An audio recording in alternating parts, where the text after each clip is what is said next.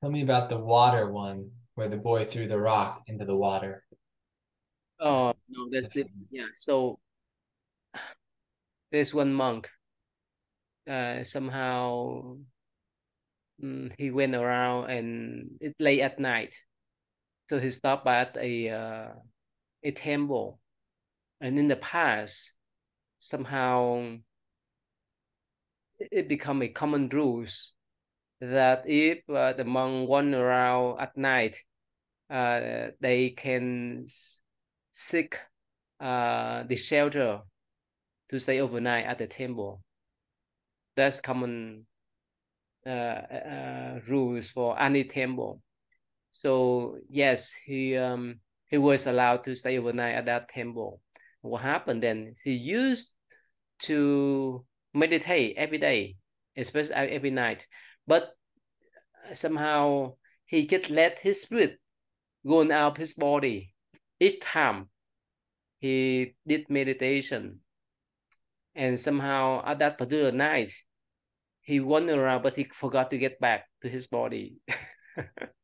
And what happened the next day? The abbot, the monk in charge of the temple, knocked the door, and somehow no one respond, and they wait until noontime, even till evening time. So they didn't hear any response. So what happened? They broke in the room, and they saw that somehow uh, he just lied out there without need more breath. So they thought that he died. And what happened then? The abbot at the Mount Church, together with his only this student, carry this dead body of the monk, of the traveler monk, and they poised to the route, under the route. So they they dig the route and dispose that, to bury that. And what happened then? The next few days, the monk, the spirit of that traveler monk came back to that temple and say, "Where's my body? Give me back my body. Give me back my body." Because he's lost his body, because somehow he has a lot of fun to fly around with his spirit there. So the next few days, the second monk, the second traveler monk, stopped by the temple and asked for staying overnight. And so the abbot at the monk say, "No, no way, no way, I don't want to see the second one." And so the second monk say, "Well, what happening? That's the common rules. As a monk, I uh you should support to horse me to stay overnight so that I can move on to my trip tomorrow." But the abbot, the monk say, "Wow, yeah, that's just common rules." But somehow, like the last few days, one monk just passed away, and his spirit came back and haunted us. I don't want to see you that. I want to see not a second spirit, a second yeah, second spirit to haunt us. So this second traveler monk said, "Don't worry, you let me stay overnight. I can help you out. I can help that spirit. I can chase away that spirit." So yes, the abbot allows the second monk to stay in the same room that the first traveler monk stay. And what happened then? So at night, that the second monk somehow, in the past, he used the wood to steam the water for tea. So somehow at midnight, so he heard the spirit come back and say, "Give me back my body, give me back my body."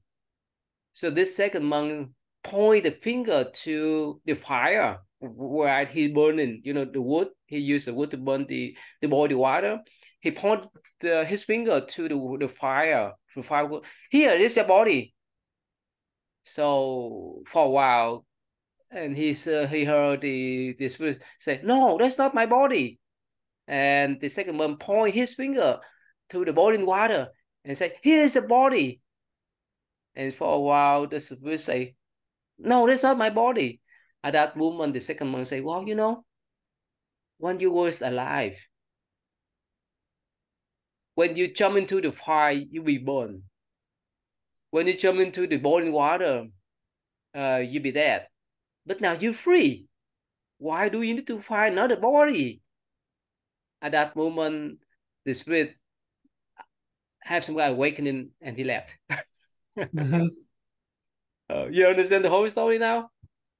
Yeah.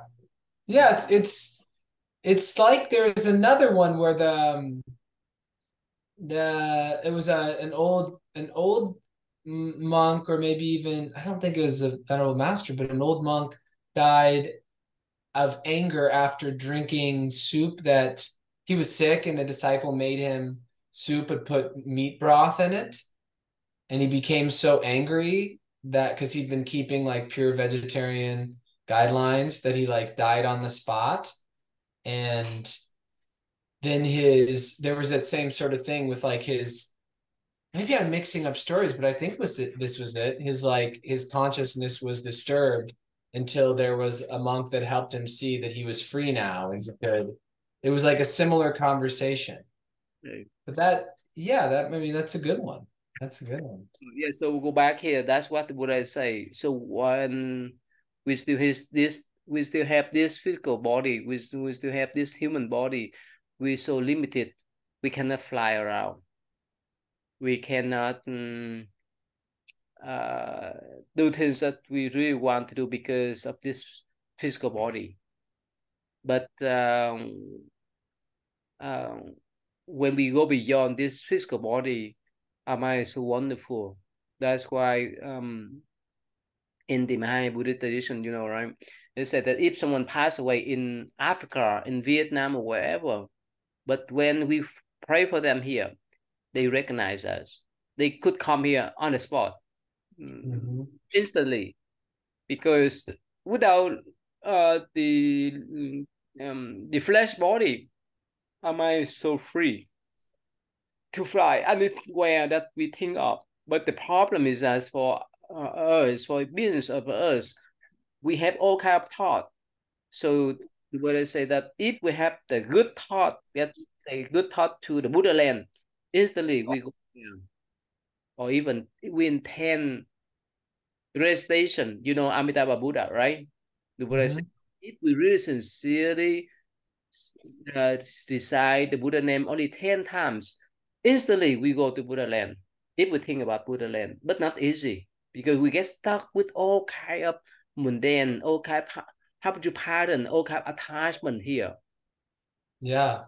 That's why we come back to human realm, or we may go down or wherever because of that kind of attachment here. Yes. Mm-hmm. Yes, so that's why here the Tibet view, that's what the Buddha say, that because we stuck with this physical body, that's why we stuck with the Tibet view, the view of attachment to human dream, attachment to our view, mm, our thinking and so forth. Every one of us has different views because of our physical feature. Like last time we talked about, let's say some people who have the um, uh, problem with their brain, right? What do you call that one? Uh, we will talk about that one. Remember last week, Oh, dementia dementia, and also what do you call that? That's what start with with A. Start with A. with A. Um, some children Um, have that problem. oh, autism. Autism, yeah. Yeah.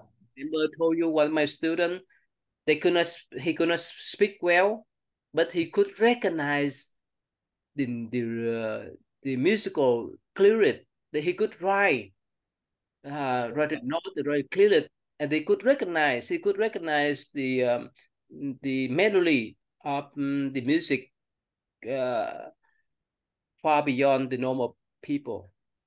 Mm-hmm. So that's why every one of us has different view. That's what we call top view here, right? the way you see things may be different from mine and vice versa. Right?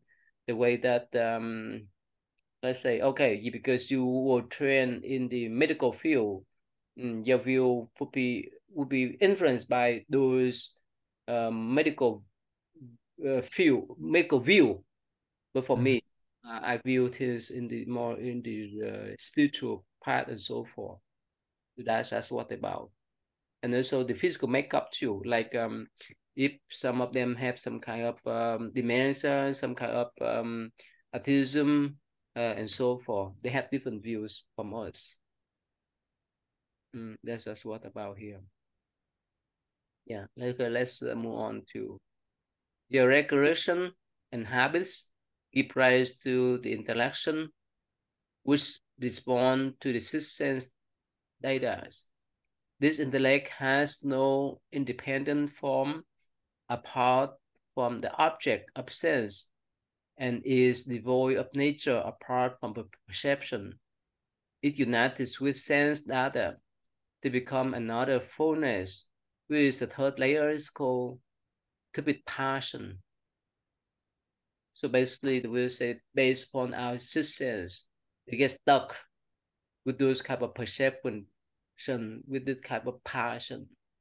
Um, mm, like like we when we have the eyes, somehow we attach to the form, right? We have passion, we love that kind of beautiful form, beautiful lady and so forth. When we have when we use this, the hearing, right? We love the some kind of play. I mean that pleasant music and so forth. We have passion with that. That's and every one of us has different passion, attachment with this type of systems, right? Mhm. Yeah, please, next one. In the endless rise and fall of illusions in samsara, your intellect is intent on staying in the world, whereas your karma forces you to transmigrate from place to place. They thus unite into another falseness, which is the fourth layer called turbid being. Easy, right? It's easy to understand, right? Yeah, so eventually we're going to die, but we don't want to die. Mm, And so that tension between having to die because of karma, our karmic forces, and not wanting to creates that turbidity. yeah, because of karma, so we born in different form of lives. Um, that's what the turbid being. As every one of us has different type of karma that lead us to different destination. Mm, yeah. Uh, Fundamentally, your seeing and hearing are by nature the same, but being limited by sense data, they degenerate into two separate faculties. They are aware of each other within their common nature, but with differ in their function. As a result, they are, as it were, upside down and united into an other's fullness with these the fifth layers cultivate life. So so the Buddha say the sin nature and hero nature by nature they're the same, but because of attachment, right? And also because of limit by the data, that's why we see them in different way. The way we see different from the way we hear. That raise some sort of views, some sort of life too. Mm. But uh, uh,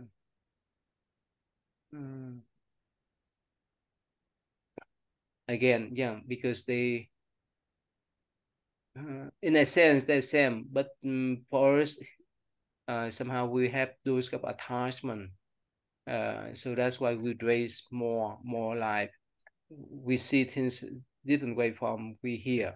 That we raise different form of life, different kind of karma. So for this lifetime and the next two. It makes sense, right? Yeah, yeah, kind of it. it's like another aspect that makes things like that reinforces this illusion that like things are real Mhm. in a sense. How we see things different way from our hearing. How is that? Yeah, I get it. Like, I get this similarity in the essence. They're like, even if I thought about it intellectually, I could see how in essence they're similar because it's about like vibration and in the brain it's processing vibration, but then it ultimately comes down to awareness itself. That if there's no, you know, if there's no awareness or the essence of seeing and the essence of hearing, well, none of the other stuff matters. Even if all of the organs are there, there's still no, there's still nothing happening because there's no awareness. So in essence, that awareness is the foundation. And even like their way we understand them functioning, well, light vibrates certain structures in our eye. If it's a certain color of light, it vibrates some structures. If it's one another, it vibrates others. And sound vibrates, the thing in our ear, the eardrum, and it gets passed on, and they both get interpreted and turned into something. So they're, we can make distinctions, and because we have seeing and we have hearing, like we clearly can experience them differently, but in their essence, it's a very similar process, and they both ultimately are uh, like revealed through this nature that's aware. Um, A few years ago, I brought a group of students in my mindfulness class to observe how students consume their lunch at the cafeteria. And you can say that probably 99% of the students, while they were eating, they talking. While they were eating, they listening music. While they eating, they watching video and so forth. Probably 99% of them. So what happened is that's what they call the turbid light. That means their mind is not in unison with their sense. They're not aware of all their sense. So that's why, let's say, if we are not aware of things what we're saying, we may offend other people. Like, let's say, in our conversation, somehow we got phone call, right? And they turn to I pick up that phone call, and while I'm talking with you, somehow I say something. I didn't mean that. I say something that may be offended to you because my mind is so distracted with that phone. So that's called stupid lie. That means somehow we drain the karma because we're so distracted. mm, Would I say that the sins, the hearing, it, by nature is they the same, but because we could not be mindful, that's why our sins see one way, and our hearing we hear another way. And like while we eating, we talking, while we watching movie, right? And we may listen to other things, not that movie. That's why we rate the karma. That's why we rate life. That's why we rate problem for ourselves in life. It makes sense now, right? yeah. Oh yeah. Definitely. If I'm doing some sort of work on my phone and my daughter wants something from me, I'm not going to be as patient with her as if I'm just relaxing. And especially with the dog. What happened? Right? With the It's dog. mindful, it may jump on you and so forth, right? Mm. Oh yeah. Oh my gosh. Mm. Yes. Okay. Yeah. Yeah, go please. Yeah. Point of departure. Ananda, if you wish to bring your seeing, hearing, feeling, and knowing into line with the Tathagata's absolute eternity, bliss, self, and purity, you should first pick out the root of birth and death. and turn its worldly falseness back to its unworldly profound nature until it is subdued and reverts to basic bodhi. And then use this pure nature as the causal mind ground, as the point of departure to perfect your practice and realization of the fruit ground. Wow, it's really beautiful. Yeah. So the Buddha is telling Ananda that to realize enlightenment, so bringing all of the senses into line with the Tathagata's eternity, bliss, self, and purity.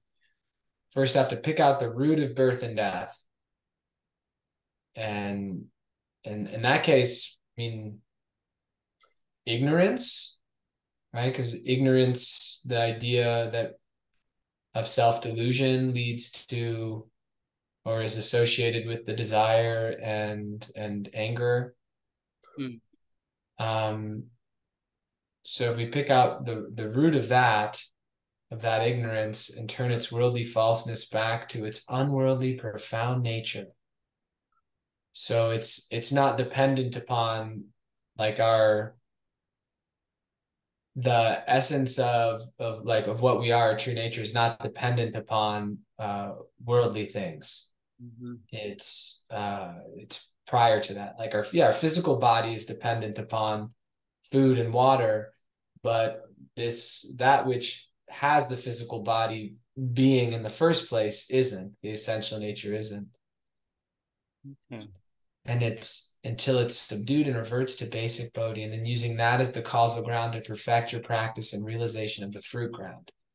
I get a sort of a sense of the meaning there, but I can't really. It just is like looking at a beautiful mountain. I can't really articulate anything about it. Like there's some sort of sense of it, but not an intellectual understanding. Yeah. Also, it happened only when we really uh, turn our mind back internally. That means we need to look within. That's what here we should pick out the root and turn its worldly fullness back to its unworldly profound nature.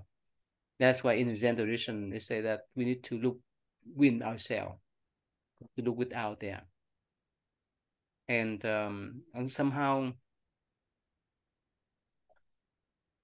I remember that when I was lay person, I mean that I think at that young age, I think around 19, 20, 19 or 20 year old. So one day I lie down in my apartment and I try to listen to the sound. I mean, external sound. I hear the sound of the cars. I hear the sound of the birds chirping. I hear the sound of people talking, so forth and so forth. So confusion. But when I try to look, I mean, that to hear with my own sound, the beating of the heart, I feel more peaceful because it had only one sound. At that moment, I didn't know much about Buddhism. I didn't know much about this kind of teaching. Have you ever tried like that before?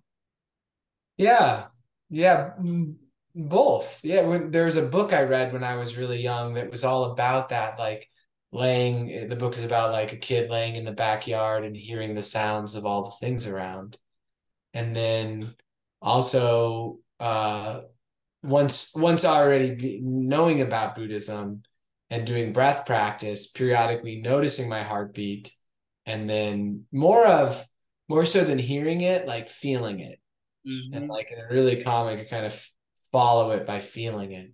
And yeah, it's very focusing. I mean that when we seek out whether the forms, whether the sound, it's a confusion because so many of them are there, right?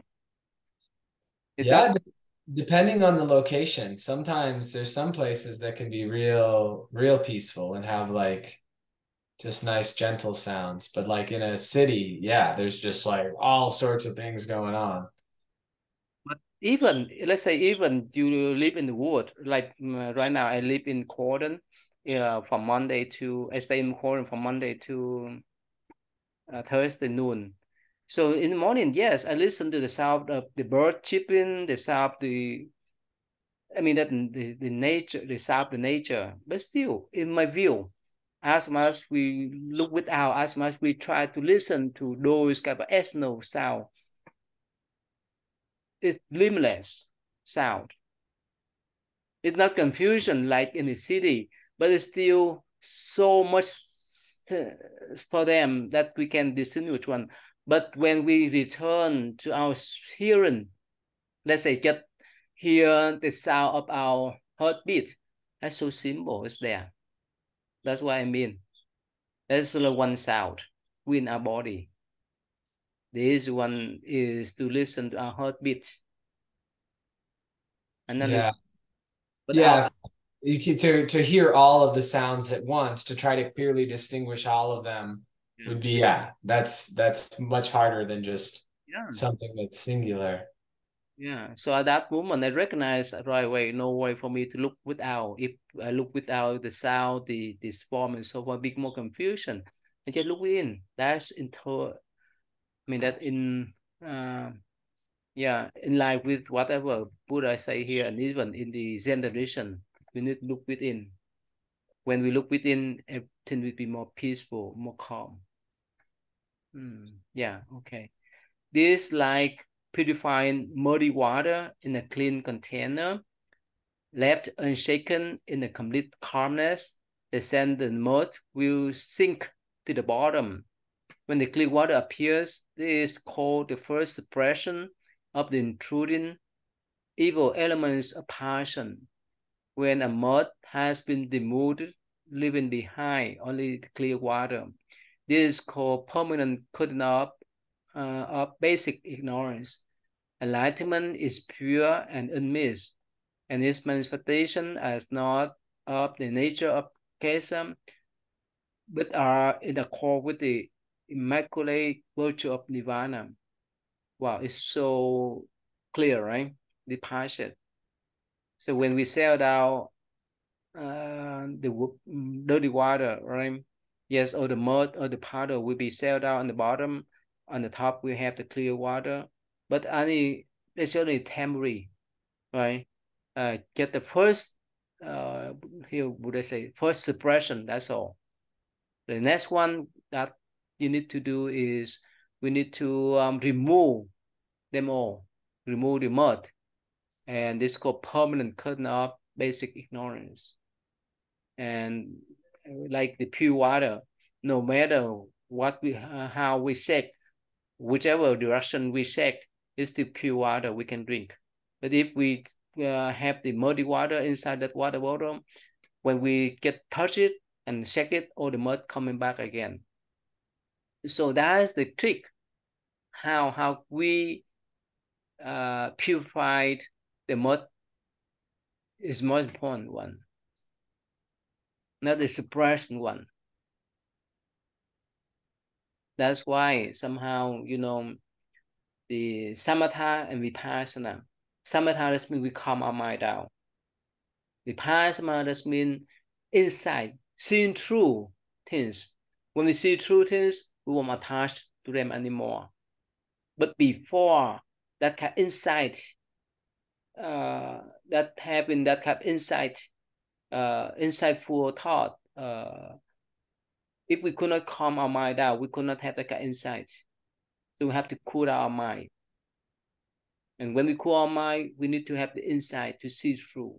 For example, uh, let's say, uh, let me put this way. For the monks, the Buddha say that we need to absorb the body, the impurity of the body.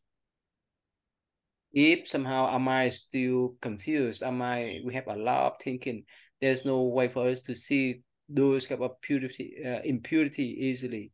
Only when we calm our mind, we can see. And it's applicable to the design too. For example, if we have craving, let's say, even for ice cream,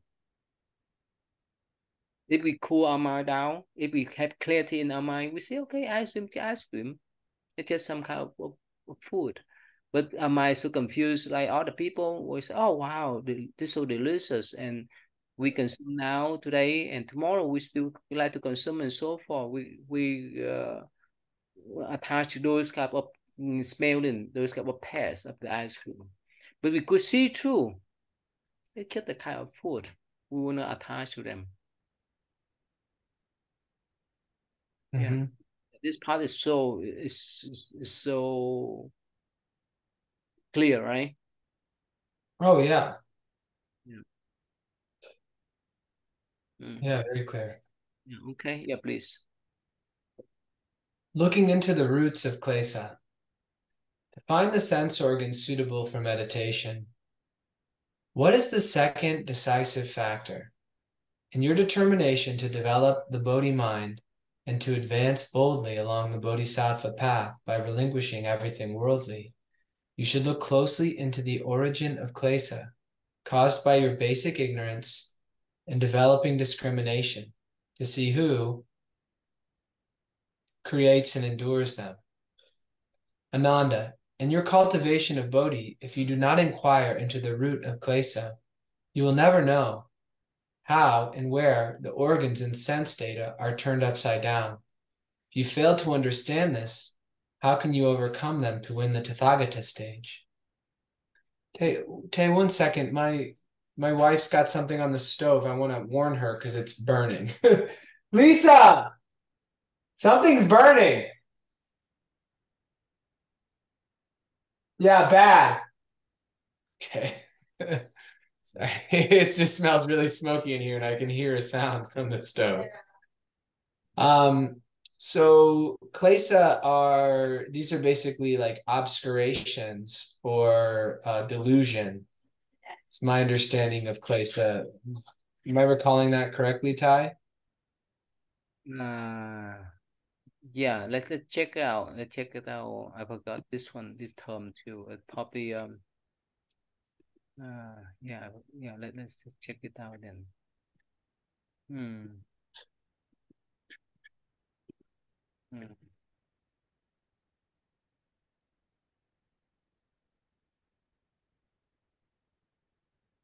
Uh Unwholesome, yeah. Includes state of mindset, anxiety, fear, unwholesome thought, right? Yeah. Okay. So it's interesting because think, yeah, earlier in this, Ananda asked about the origin of delusion. Mm, And the Buddha talked about how, as delusion itself didn't truly exist, that it was just an element of uh, like mistake, like not seeing things clearly. mm, Um,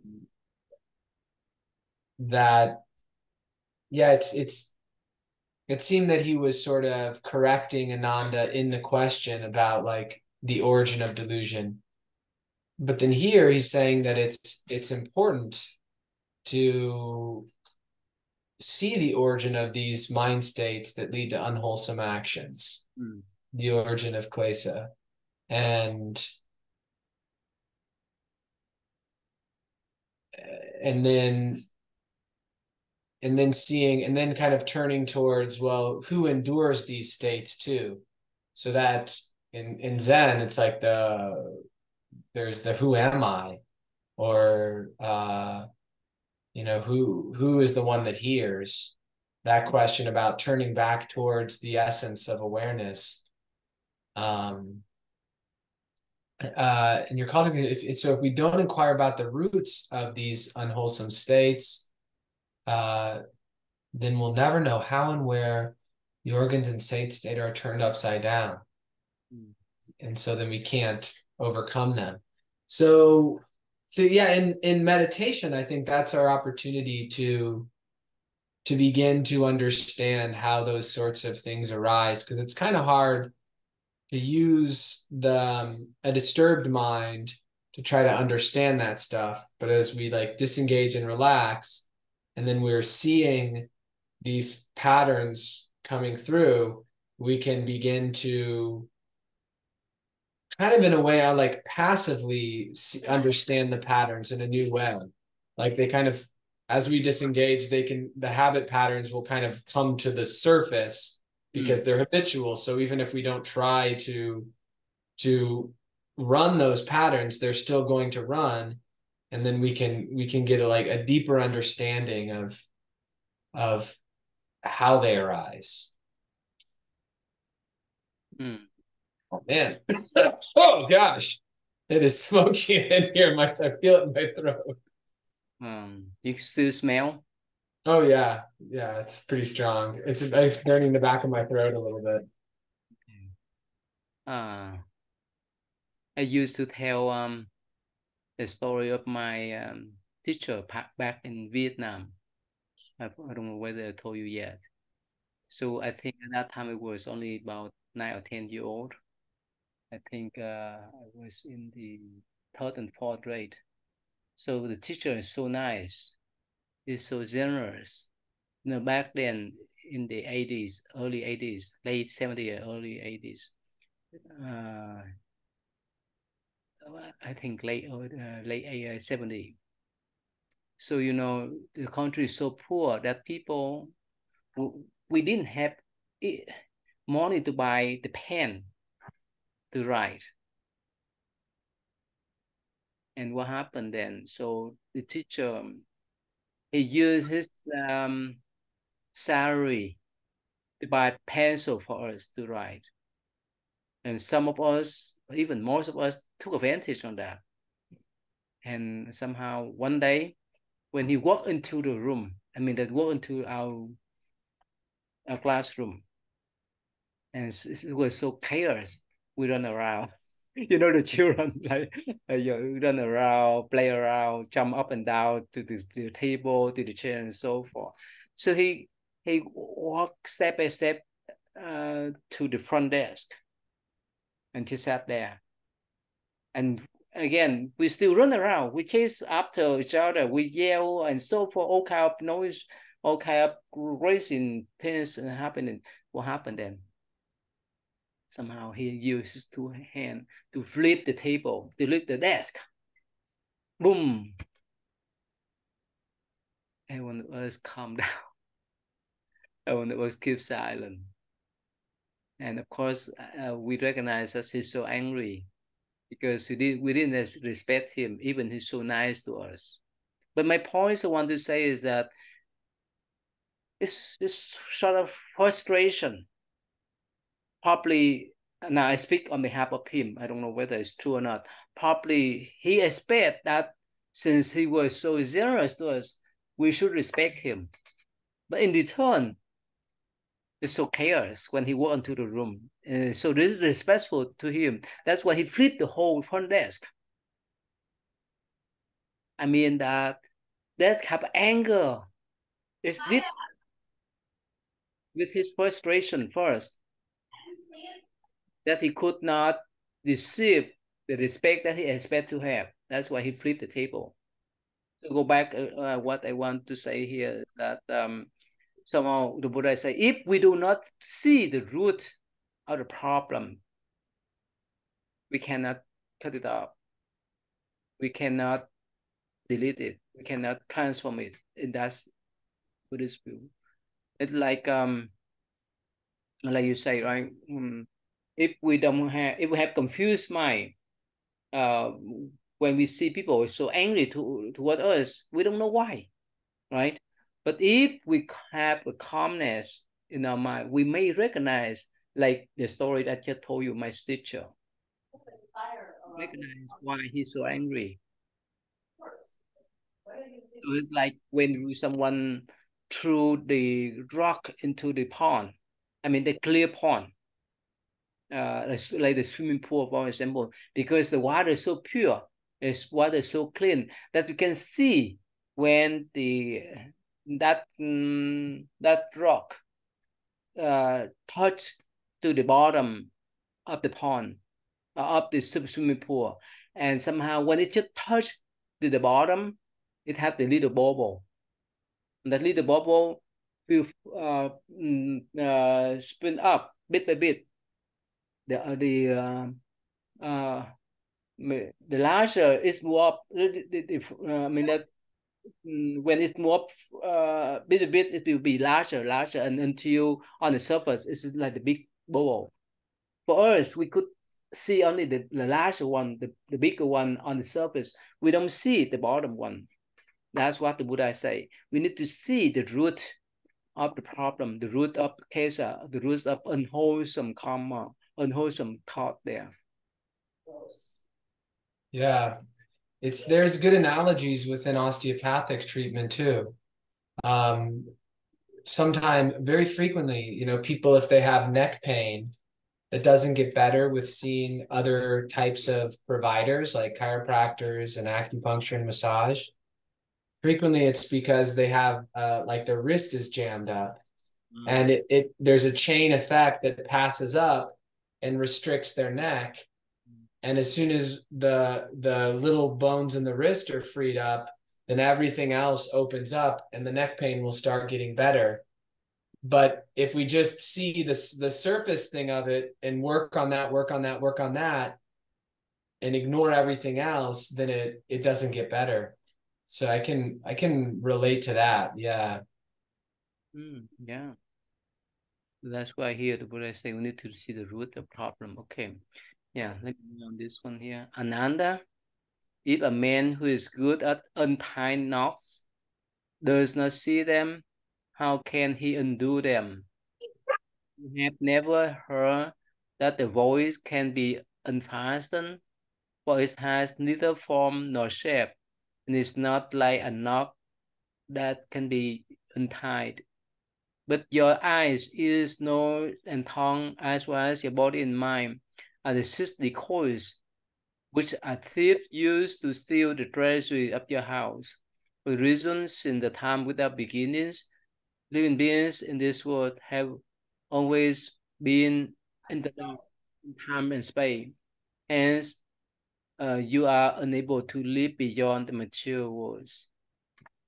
So, in this parasha, the Buddha say again, if we don't see the beginning, I mean that we don't see the string, right? We cannot untie the knot, right? And the Buddha say that somehow our sixth sense, the eyes, ears, nose, tongue, and so forth, uh, they consider as six decoys. That steal our treasure. You understand this sense? Why is that? What Buddha Yeah. sense Yeah. treasury? We become so engaged in pursuing Yeah. sense impressions that we ignore the nature that underlies their perception in the first place, that kind of that they all ultimately they all spring from. Yeah. So that's why in any tradition, whether it's in the Theravada or Mahayana traditions, the Buddha always mentioned that somehow if we don't know how to control our eye will steal our treasure. That's mean when we're so attached to the form, uh, we do unwholesome things, right?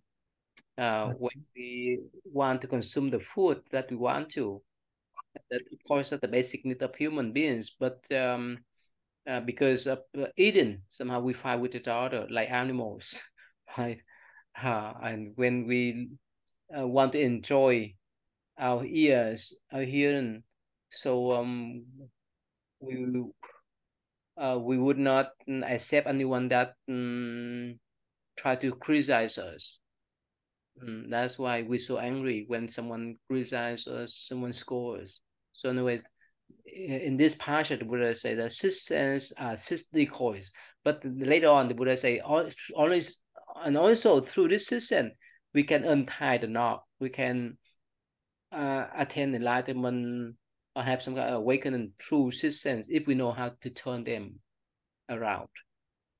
Otherwise, they will be the six thieves.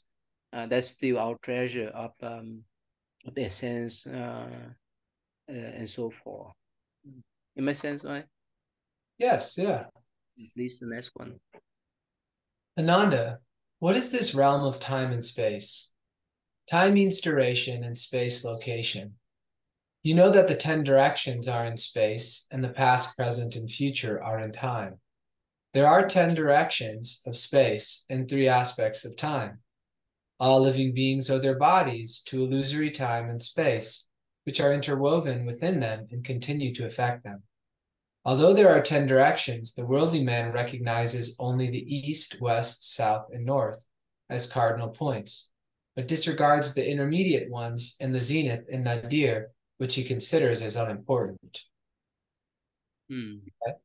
So here the Buddha is talking about space and time, and in this paragraph so far is just summarizing them, past, present, future, and the 10 directions. Um, the worldly man, maybe in the Buddhist time this was more real, but there'll be worldly men now that think about up and down with, especially now that we have flight and we go into space Hmm. or we're mining down into the ground.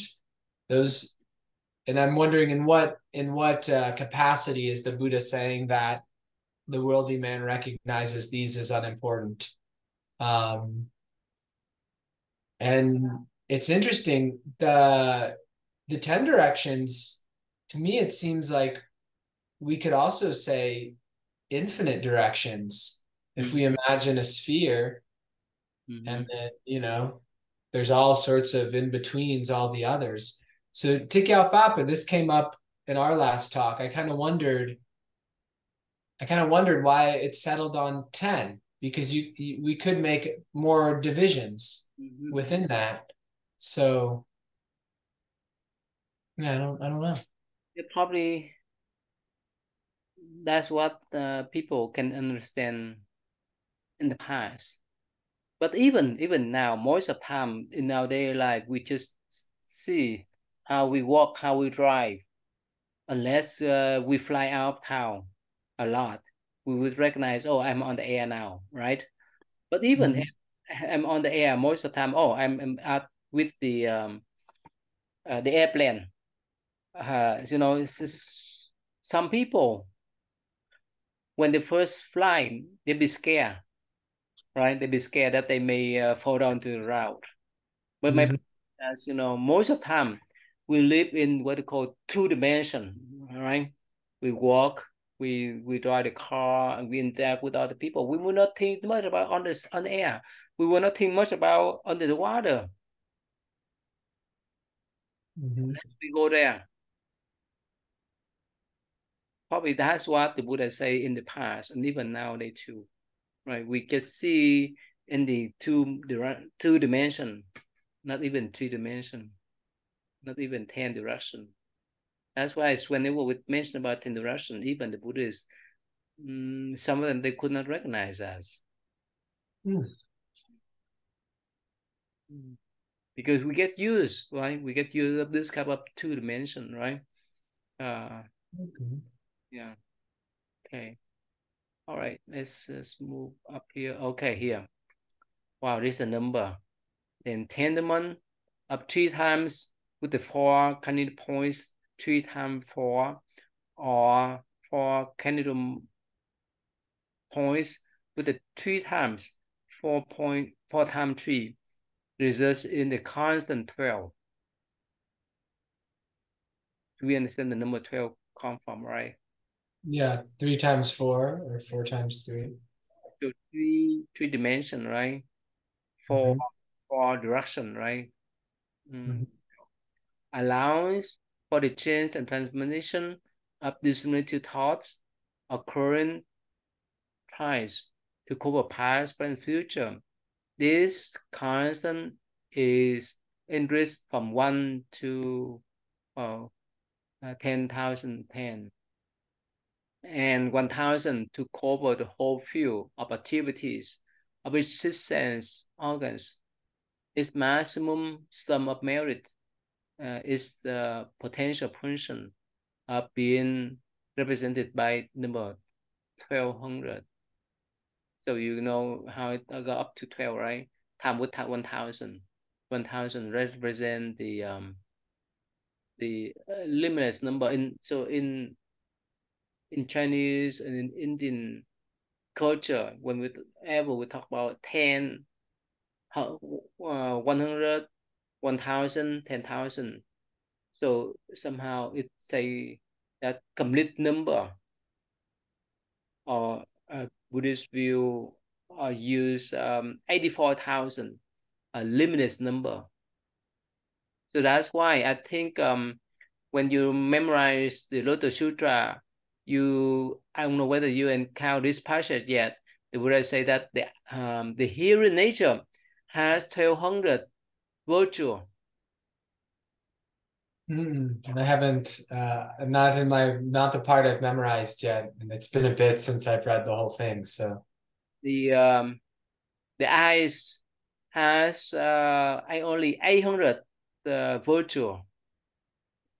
The hearing has 1,200 that has complete virtue. You don't get, right here. See the number 800 here. Oh, yeah. right here. Ananda now measure the potentiality for merit of each organ. For instance, your eyes can see things in front and on both sides, but not things behind you. This complete field of activity represents only 2/3 of the maximum, and there is only 800 merit. Right here.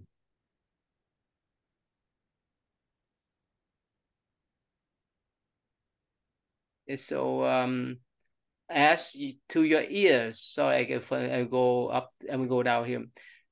Their field of activities includes all the 10 directions, and sound is heard whether near or distant, while silence is rested has been boundless. These organs earn the full 12 merits. The function of the nose, of your nose relies on it and in and out breaths, which lack a common points of contact. Here, hence, is only 800 merits. So you have not memorized to this part yet in Lotus Sutra? No. I forgot the chapter. So anyway, so you see that, so 200 merit, they represent the complete merit of the hearing. So our eyes, our nose have that limitation. They have only 800 because it's 2/3 of the maximum.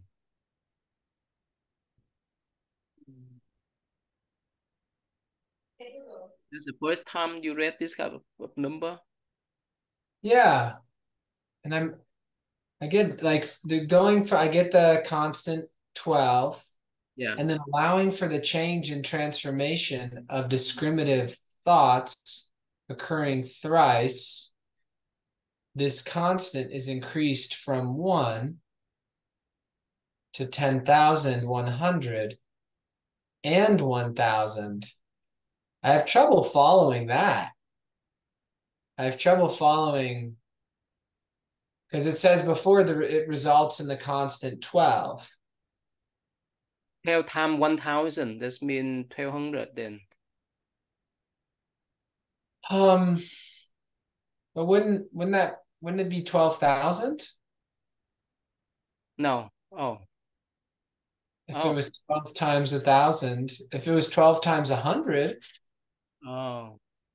we would have 1,200, but Oh, okay. 12,000. Okay, I see. Hmm. Hmm. This from 1 to 10,100.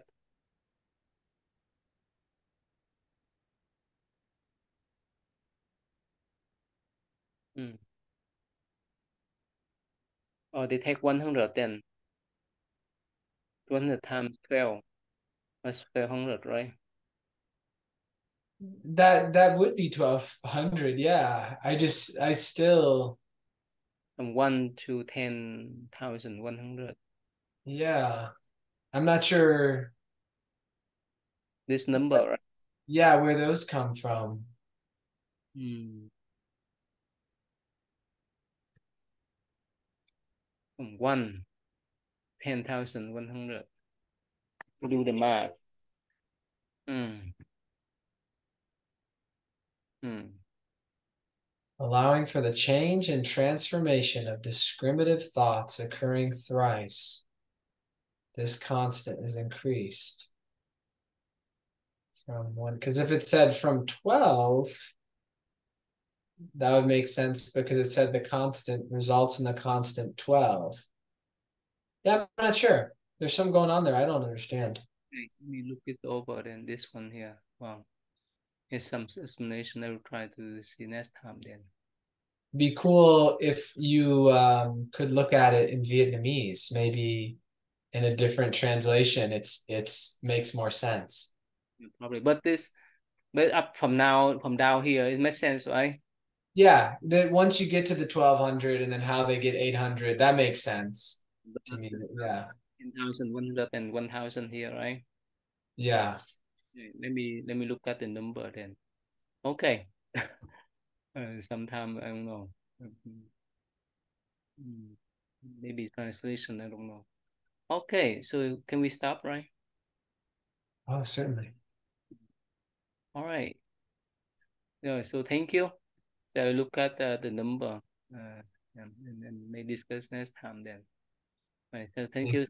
Thank you, Ty. I'll try to look into it too. I'll see if I can find anything on my end. I don't know any other languages that Buddhist sutras are written in, so I don't know what I'll be able to find. All right, so thank you. We'll see you then. But,